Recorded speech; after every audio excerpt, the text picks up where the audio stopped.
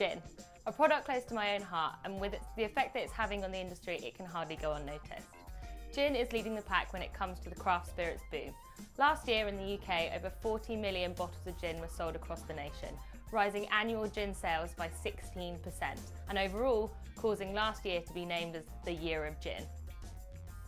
With the growth in the popularity of this spirit, and with a surge of consumers identifying with the premium nature of this product, we saw over 40 new distilleries opening in the UK last year. When we relate this to 2010, there was only 116 registered distilleries across the nation. The fact that close to 100 have opened up in the last 2 years alone embodies the rapid growth and increased consumer demand for this type of product. With drinking habits changing in the last half decade, this market is certainly one that's risen above the rest. So long are the days of mother's ruin and its stereotypical mature drinker.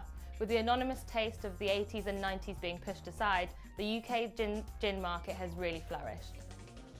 More time is being spent on the taste and history, and each distillery is taking the time to develop their own recipe to bring out certain spice or fruit elements.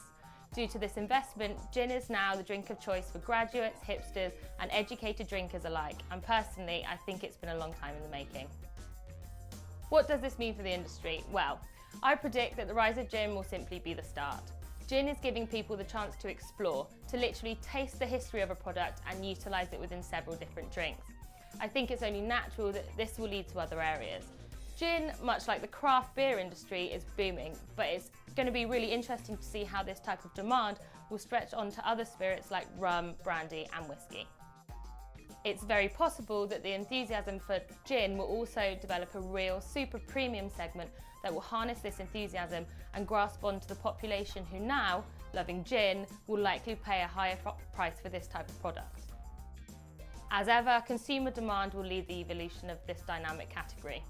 What do you think about the rise of gin and its provenance within the industry? Me and the team at Cafton Clark would love to hear your thoughts.